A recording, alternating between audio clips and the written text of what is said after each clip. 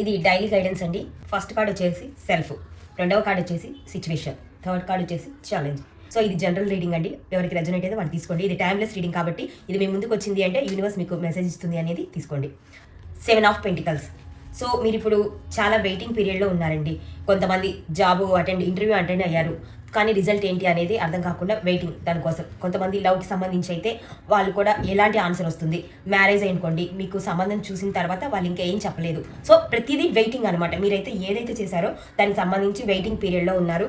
Justice అంటే ఇక మీకు ఇప్పటి వరకు ఉన్న ప్రాబ్లం నుంచి బయటపడి మీ వైపు న్యాయం ఉంది కాబట్టి మీ సిచ్యువేషన్లో ఇప్పటి నుంచి పాజిటివిటీ ఉంటుంది. మీకు రూట్ అనేది క్లియర్గా ఉంటుంది. 9 ఆఫ్ పెంటికల్స్. అంటే మీ దగ్గర ఉన్న ఛాలెంజ్ ఏంటంటే నేను స్వేచ్ఛగా చేస్తాను, నేను చేయగలను అన్న కాన్ఫిడెన్స్ వచ్చేసింది. అదే మీ ఛాలెంజ్. అంటే మీకు వేరే వాళ్ళు హెల్ప్ చేస్తున్నా ఆ హెల్ప్ని మీరు చూడట్లేదనమాట. కానీ యూనివర్స్ ఏం చెప్తుంది అంటే వేరే వాళ్ళు ఈ సిచ్యువేషన్లో మీకు హెల్ప్ చేస్తాను అంటున్నప్పుడు ఖచ్చితంగా వాళ్ళ హెల్ప్ తీసుకోండి.